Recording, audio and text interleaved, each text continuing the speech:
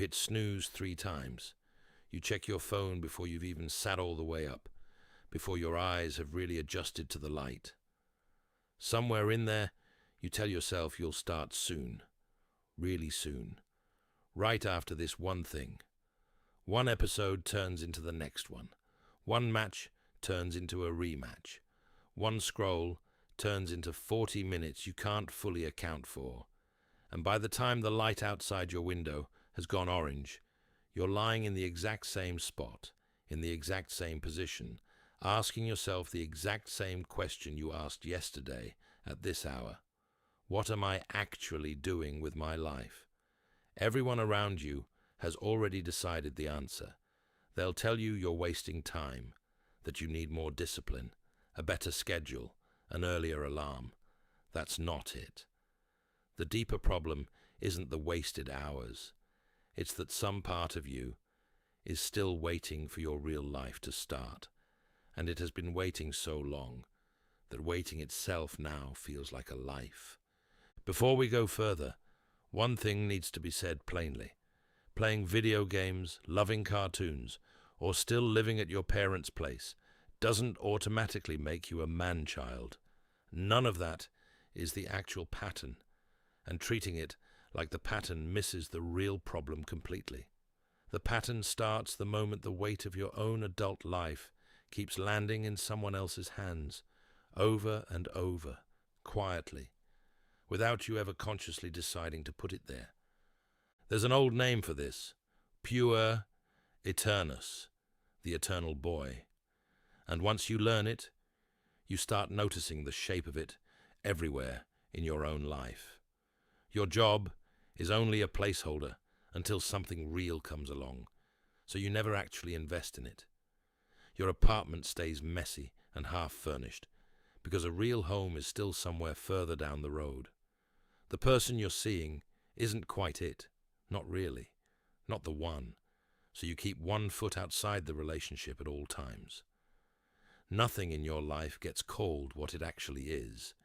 Everything gets filed under for now, which conveniently means nothing ever has to be judged as what it truly is. You're not really living your life so much as sitting in a waiting room, certain that any day now your name is finally going to get called for the real thing.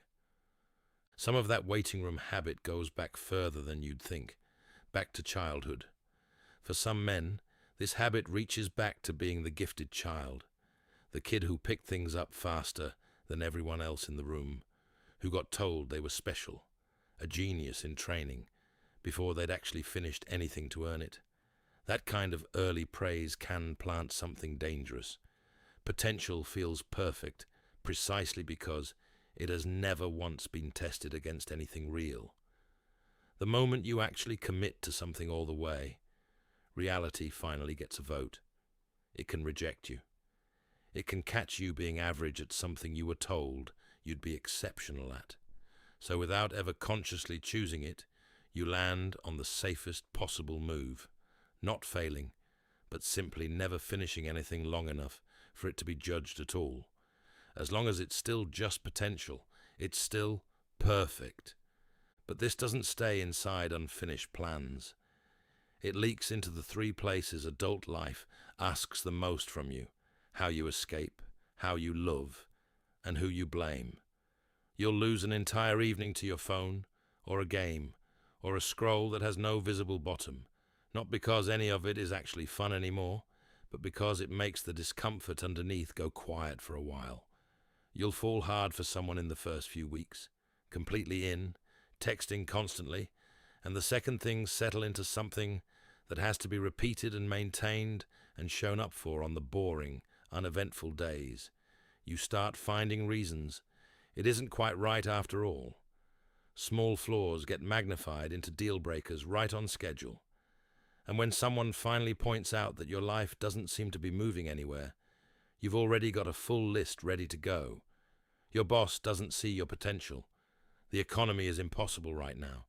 Your family never set you up properly. Someone let you down at exactly the wrong time.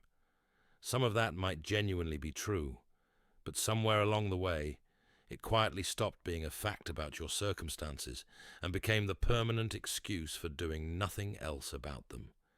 The frustrating part is that most of those complaints hold up under examination.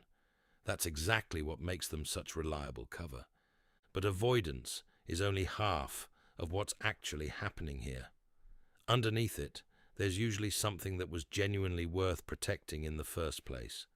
A curiosity that never fully calcified. Big, oversized dreams you haven't managed to talk yourself out of yet. An imagination that still runs a full lap before logic even gets its shoes on. None of that is the problem. It was never the problem. This pattern can exist alongside real intelligence, creativity, and ability. That's what makes the waste of it so difficult to watch. The actual problem is that none of it ever gets asked to build anything real in the world, where it could actually be seen, measured, and occasionally found lacking. Growing up feels like a prison to you for one very specific reason. Picking a single path means every other version of your life quietly dies the moment you fully commit to this one. So you refuse to close a single door, ever, on principle. You keep every option technically open at all times. And the price of keeping every door open forever is that you never actually walk all the way through any of them. The child in you was never the enemy here, and it was never the thing that needed to be killed off. The child imagines the life. What's actually been missing is the adult part, the part that accepts the boring, unglamorous repetition required to build any of it for real. Growing up was never supposed to be the death of the imagination. It's the only thing that ever gives it somewhere solid to stand. Nobody wakes up one random morning simply feeling ready, fully formed, finally an adult. That feeling was never actually the thing that starts anything anyway. Adulthood begins on the ordinary day. Something small and unglamorous needs to be carried, and you finally stop leaving it in someone else's hands.